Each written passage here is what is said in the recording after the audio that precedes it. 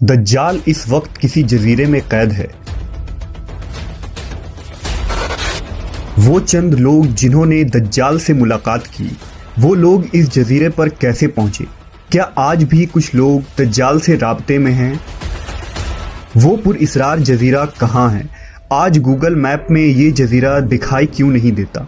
हम इस वीडियो में इन तमाम सवालात के जवाबात जानेंगे। दज्जाल वो फितना है जिसके मुताल्लिक हज़रत आदम अलैहिस्सलाम से हज़रत मोहम्मद सल्लल्लाहु अलैहि वसल्लम तक तमाम पैगंबरों ने अपने अपने उम्मतों को आगाह किया। ये क़यामत तक का सबसे बदतरीन फितना करार दिया गया है। दज्जाल शैतानी क़ुव्वतों का हामिल होगा, दुनियावी ताकतों से मालामाल होगा और उनके ज़रिया दुनिया में तबाही मुसल्लत कर देगा। दज्जाल इस वक्त कहाँ है और किस हालत में है? इसके मुताल्लिक एक अजीबो गरीब रिवायत अहदीस के किताबों में जिक्र हुआ है।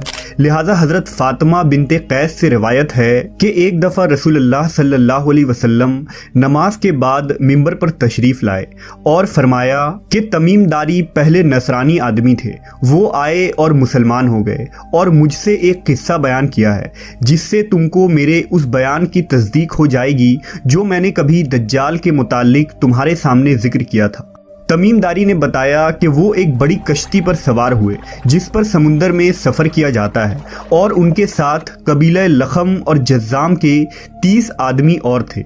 समुंदर का तूफ़ान 1 माह तक उनका तमाशा बनाता रहा। आखिरकार समुद्री सफ़र के दौरान मगरिब के जानिब एक जजीरे पर उनकी नज़र पड़ी जिसको देखकर वो बहुत मसरूर हुए और छोटी कश्तियों में बैठकर उस जजीरे पर उतर गए।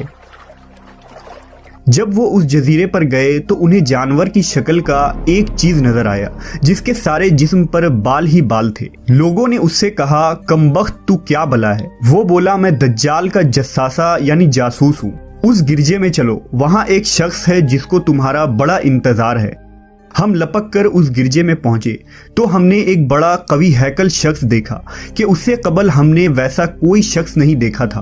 उसके हाथ गर्दन से मिलाकर और उसके पैर घुटनों से लेकर टखनों तक लोहे की जंजीरों से निहायत ही मजबूती से जकड़े हुए थे।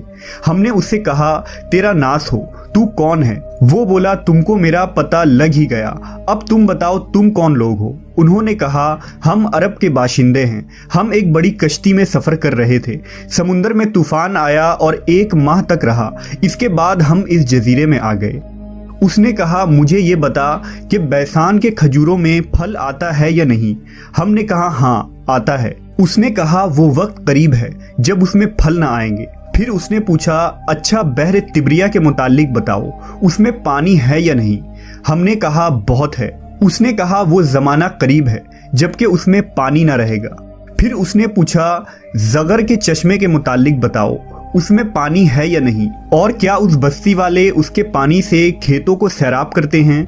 हमने कहा, उसमें बहुत पानी है और लोग उसके पानी से खेतों को सैराब करते हैं। फिर उसने कहा, अच्छा नबी उम्मी का कुछ हाल सुना?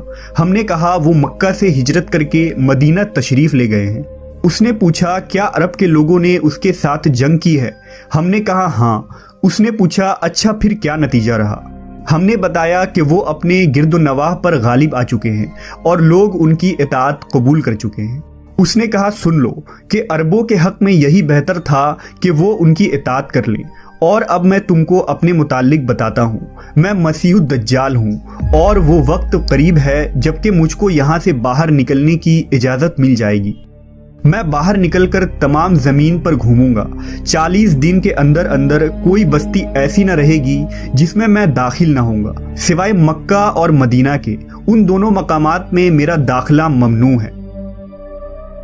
नबी सल्लल्लाहु अलैहि वसल्लम ने अपना असा मुबारक मिंबर पर मार कर फरमाया, ये तैयबा है, ये तैयबा है। मैं तुमको यही बताया करता था। जान लो कि दज्जाल न शाम के समुंदर में है और ना ही यमन के समुंदर में, बल्कि वो मशरिक में है।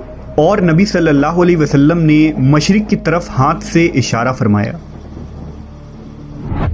हज़रत तमीमदारी और उनके साथियों ने जिस जजीरे पर दज्जाल से मुलाकात की थी, इसका इल्म आज तक किसी को नहीं हो सका, लेकिन इस बारे में बहुत सारे दावे किए जाते रहे हैं कि वो पुरइसरार जजीरा कहाँ है जहाँ दज्जाल जंजीरों में जकड़ा कैद है। بعض لوگوں کا گمان ہے کہ بحر عرب میں موجود سقطرہ نامی جزیرہ ہی وہ جزیرہ ہے جہاں دجال قید ہے۔ یہ جزیرہ نہایت ہی عجیب و غریب مقام ہے۔ جزیرہ سقطرہ ملک یمن کا حصہ ہے اور ساحل سے